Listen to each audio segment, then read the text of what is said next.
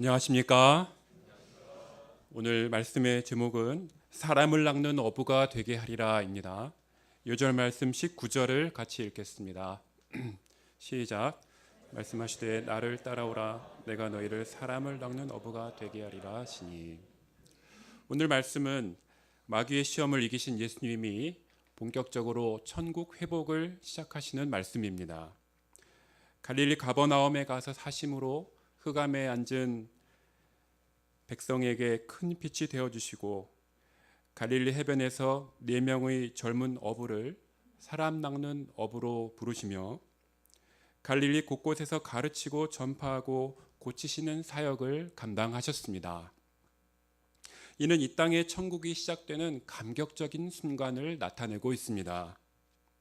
특히 사람 낚는 어부는 이 땅에서 천국 백성이요 하나님의 자녀로 살아가는 삶이 어떠한 것인지를 구체적으로 보여줍니다. 말씀을 통해 예수님께서 이 땅에 이루어 가시는 천국의 모습을 살펴보고 우리 각자가 사람 낚는 어부로의 부르심을 영접하여 천국 백성으로 살기를 기도합니다. 12절을 보십시오. 세례 요한은 동생의 아내를 취한 헤롯을 공개적으로 책망하다가 옥에 갇히게 되었습니다. 그는 메시아의 선고자로서 어두운 시대를 비추는 등불이었습니다. 어둠이 빛을 집어삼키는 사건이 일어난 것입니다. 예수님은 이 소식을 들으시고 갈릴리로 물러가셨다가 나사렛을 떠나 스불론과 납달리 지경 해변에 있는 가버나움으로 가서 사셨습니다. 예수님은 잡히는 것이 두려워 갈릴리로 피하신 것이 아닙니다. 이는 선지자 이사야를 통하여 하신 말씀을 이루려 하심입니다. 15절 16절을 보십시오. 같이 읽겠습니다. 시작. 납달리 땅과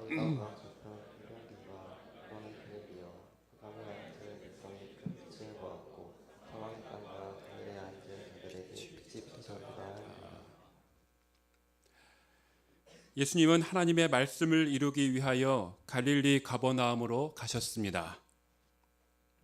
요한이 잡힌 사건은 하나님의 역사가 위기를 맞는 상황으로 보이지만 사실은 하나님의 뜻이 이루어지는 절정으로 향하는 과정이었습니다. 이때까지 스불론과 납달리 지경의 가버나움은 이스라엘의 변두리요 이방 지역처럼 여겨지던 곳이었습니다. BC 722년 아수르가 북이스라엘을 정복한 후 그들을 포로로 끌어가고 아수르 민족들을 북이스라엘에 이주시키는 혼혈 정책을 쓰므로 이들은 영육간의 혼혈 백성이 되어 같은 유대인들로부터 이방의 갈릴리로 멸시와 차별을 받았습니다. 갈릴리에서는 선지자가 날 수 없다는 뿌리 깊은 편견과 불신이 생겼습니다. 그들은 선민의 긍지와 정체성을 잃어버리고 흑암에 앉은 백성, 사망의 땅과 그늘에 앉은 자들이 되었습니다. 그러나 예수님이 가버나움에 가심으로 흑암에 앉은 백성이 큰 빛을 보았고 사망의 땅에 앉은 자들에게 빛이 비치었습니다. 예수님을 통해 하나님을 알게 되었고 빛의 생명력이 임하게 되었습니다. 실제로 가버나움은 예수님의 공생의 복음 사역의 중심이었습니다. 예수님이 세상을 구원하는 그리스도의 사역을 감당하심으로 멸시와 천대를 받던 이곳이 생명구원 역사의 중심이 되었습니다. 예수님은 구체적으로 어떻게 흑암과 사망의 그늘진 땅에 앉은 백성에게 큰 빛이 되어 주셨습니까? 첫째, 천국 복음을 전파하셨습니다. 17절을 보십시오. 예수님은 이때부터 비로소 복음을 전파하셨습니다. 회개하라, 천국이 가까이 왔느니라. 예수님이 전한 복음은 세례 요한이 전한 메시지와 동일합니다. 그런데 메신저가 다릅니다. 세례 요한의 메시지는 오실 왕을 맞이할 준비를 하도록 돕는 예비 메시지였지만 예수님의 메시지는 왕이 직접 백성을 찾아와 천국으로 초대하는 은혜의 메시지였습니다. 상처받고 절망 가운데 있는 이들에게는 위로가 필요할 것 같습니다. 그러나 예수님은 회개하라고 도전하십니다. 예수님이 이 땅에 오심으로 천국이 가까이 왔습니다. 회개하면 천국을 누리게 됩니다. 그러나 회개가 없으면 하나님의 다스림을 받을 수 없습니다. 세상 죄와 세상 권세의 다스림을 받으며 고통하고 방황하며 살게 됩니다. 하나님께 마음을 들이지 못하고 습관적인 신앙생활에 자족하며 세상 사랑으로 살아가는 것입니다. 그러나 회개하면 하나님의 다스림을 받고 성령의 인도하심을 따르며 믿음 안에서 천국을 누리게 될 것입니다. 그러면 이들이 회개해야 할 것은 무엇입니까? 이들이 흑암과 사망의 그늘에 있게 된 것은 강대국의 침략이나 혼혈 정책 때문으로 보입니다. 우상 숭배하고도 회개하지 않았던 조상들의 죄 때문으로 보입니다. 그러나 진짜 이유는 바로 그들의 죄 때문입니다. 이 세상을 지배하는 사탄의 방식대로 생존을 위해 떡에 의존하고 삶의 안전을 위해 세상 수단을 의지하며 세상 영광을 얻기 위해 세상을 따라 사는 죄 때문입니다. 본래 하나님의 형상대로 창조된 하나님의 자녀의 정체성을 잃고 육체의 본성을 따라 살았던 것입니다. 그런데 예수님은 마귀와의 시험을 승리하심으로 그러한 삶이 잘못된 것이며 하나님께 대한 불신과 우상 숭배의 죄임을 깨우치십니다. 예수님은 우리와 똑같은 몸을 입으시고 마귀와의 시험에서 승리하심으로 이들도 이제는 죄의 종이 아니라 하나님의 자녀로 살도록 도우시는 것입니다. 회개하라, 천국이 가까이 왔느니라. 회개는 지금까지 내가 붙들어온 것들이 나를 구원해 줄 수 없다는 것을 인정하고 예수님의 다스림을 받으며 살게 합니다. 그러면 나의 삶에 천국이 임하게 됩니다. 천국의 주인이신 예수님의 다스림을 받게 되는 것입니다. 사탄의 다스림을 받을 때 두려움, 불안, 염려로 살았으나 예수님이 진리와 사랑으로 다스려 주실 때 평안과 자유와 참 행복을 누리게 됩니다. 예수님은 우리에게 회개하라, 천국이 가까이 왔느니라 깨우치십니다. 그 어느 때보다 전쟁 소식과 경제 불황의 소식으로 가득 찬 이 시대를 볼 때 염려와 두려움이 들고 사탄은 현실 위주로 살도록 부추깁니다. 갈수록 믿음의 경계가 모호해지고 세상 중심으로 기울어지게 됩니다. 하나님은 이런 하나님께 대한 불신과 세상 염려를 회개하라 하십니다. 우리가 회개함으로 예수님의 다스림을 받으며 비록 세상은 흑암이지만 하나님의 빛 가운데 거하며 천국 백성으로 살아가기를 기도합니다. 둘째, 갈릴리 어부를 사람 낚는 어부로 부르셨습니다. 18절을 보십시오.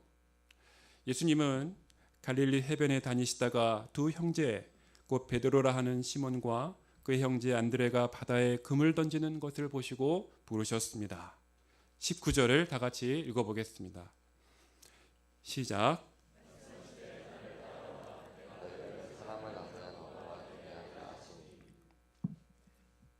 거기서 더 가시다가 다른 두 형제 곧 세베대의 아들 야고보와 그의 형제 요한이 그의 아버지와 함께 배에서 금을 깁는 것을 보셨습니다. 예수님이 그들도 부르셨습니다. 19절을 다시 한번 같이 읽겠습니다. 시작. 말씀하시되 나를 따라오라, 내가 너희를 사람을 낚는 어부가 되게 하리라 하시니. 천국 복음을 전파하신 후 예수님이 가장 먼저 하신 일은 베드로와 안드레, 야고보와 요한 4명의 어부를 제자로 부르신 일이었습니다. 소소하고 평범해 보이는 이 부르심은 앞으로 이들을 인류의 스승이 되게 하는 엄청난 사건이었습니다. 천국이 겨자씨 하나를 심는 데서 시작하듯 이 작은 제자 공동체가 천국 역사를 이루는 출발점이 되었습니다. 예수님은 그들에게 먼저 나를 따라오라고 하셨습니다. 이 말씀은 인생 방향을 예수님께로 전환하라는 말씀입니다. 베드로와 안드레, 야고보와 요한은 지금까지 생존을 위해 물고기를 많이 잡는 것을 삶의 목적으로 삼았습니다. 예수님은 이들에게 나를 따라오라 명하셨습니다. 이는 마귀의 종된 삶에서 예수님의 다스림을 받는 삶으로 사망의 그늘진 땅에서 하나님 나라로 옮겨주시는 말씀입니다. 신라구원 이후 인간은 땅이 저주를 받아 평생 수고하여야 소산을 먹을 수 있는 생존을 위한 삶을 살게 되었습니다.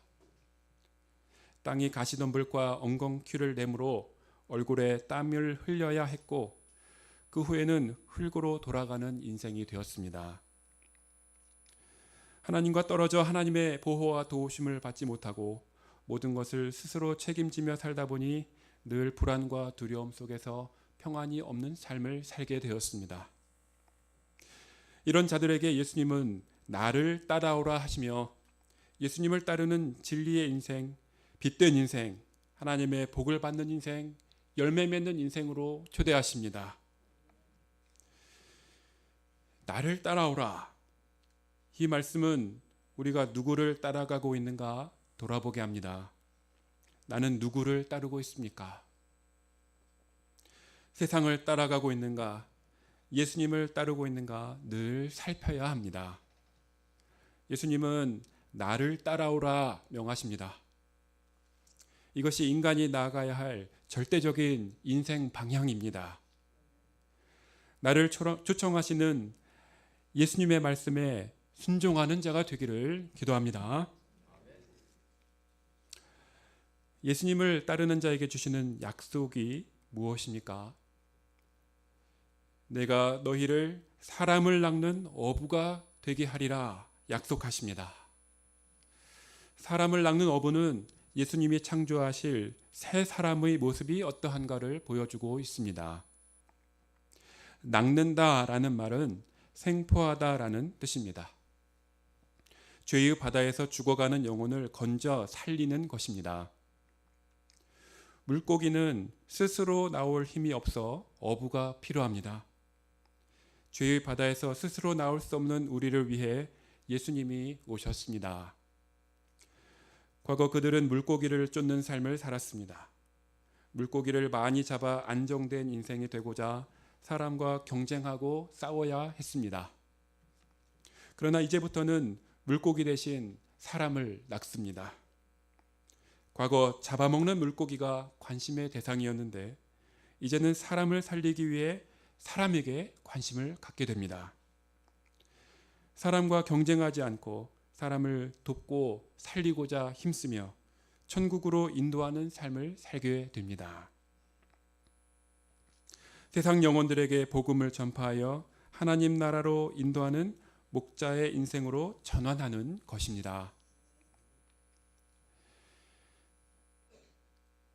그러나 평생 물고기만 생각하며 살던 그들이 어떻게 사람 낚는 어부가 될 수 있습니까?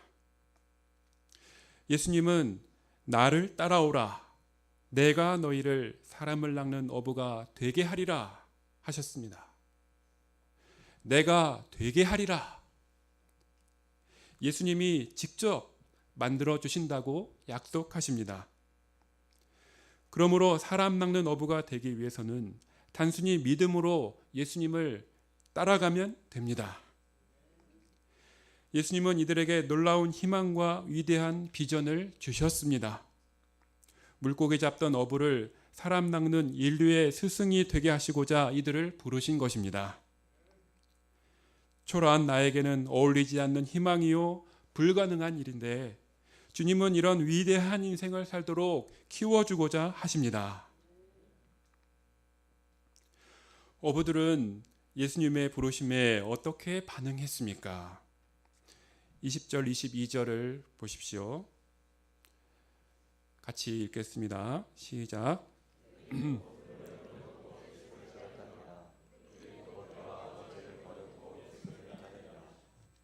예수님이 부르시자 그들은 곧 예수님을 따랐습니다.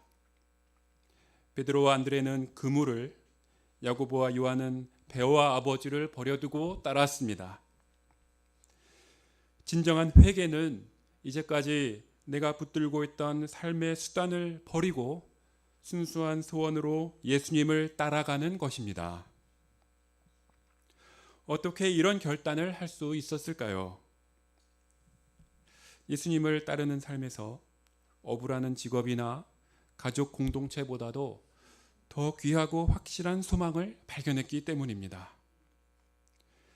죄와 사망의 바다에서 건진받고 하나님의 자녀로 살게 될 소망이 그물과 배와 아버지보다 컸기 때문입니다. 이제껏 물고기를 쫓으며 어떤 만족을 내려놓고 예수님과 함께하는 삶 속에서 누리게 될 천국의 기쁨을 선택하기로 결단한 것입니다. 곧 그들은 예수님이 주신 비전을 영접하고 순종하고자 결단했습니다. 부르심을 따라 살려면 세상 유익을 할애해야 함을 배웁니다. 세상도 쫓고 예수님도 따르는 삶을 겸하여 살 수 없기 때문입니다. 그런데 사람 낚는 어부의 삶은 몇몇 사람에게만 주어지는 특별한 사명으로 여기기 쉽습니다. 배와 그물, 아버지를 버려두고 떠난 제자들을 보니 더더욱 나와 상관없는 삶처럼 보입니다. 그러나 사람 낚는 어부의 삶은 하나님의 자녀에게 주신 가장 큰 축복입니다. 하나님의 형상을 회복하고 이 땅에서 하나님 나라를 경험하는 삶입니다. 그러나 지금도 흑암과 사망의 그늘 아래 아무 소망 없이 수고하며 살아가는 어부들과 같은 삶의 현장에 예수님께서 찾아오셔서 말씀하십니다. 나를 따라오라. 내가 너희를 사람을 낚는 어부가 되게 하리라. 우리에게는 학점이 나의 그물 같고 취업 준비가 배와 같고 부모님이 그려놓은 인생 진로가 나의 아버지 세베대와 같습니다. 그러나 예수님 안에 있는 참된 소망을 바라보고 나를 따르라 하시는 주님의 음성을 영접하고 예수님을 따라가야 하겠습니다. 우리 모두가 사람을 낚는 어부로 살 수 있기를 간절히 기도합니다. 셋째, 가르치고 전파하며 고치셨습니다. 23절을 보십시오. 예수님이 온 갈릴리에 두루 다니며 하신 일이 무엇입니까? 다 같이 읽어보겠습니다. 시작.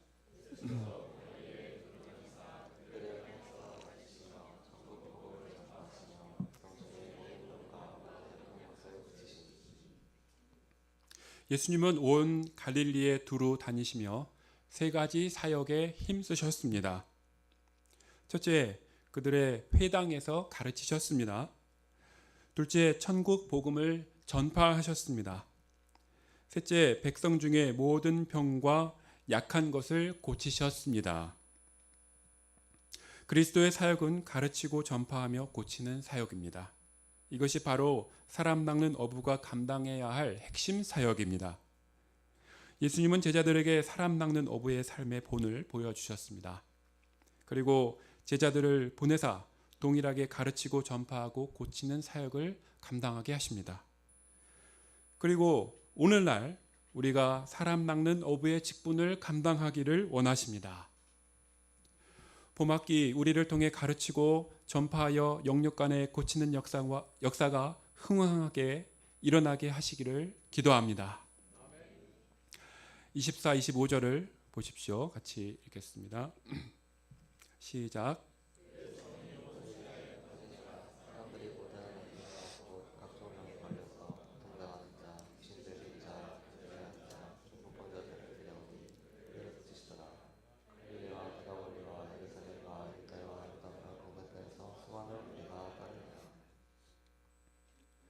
예수님의 소문이 온 수리아에 퍼졌습니다.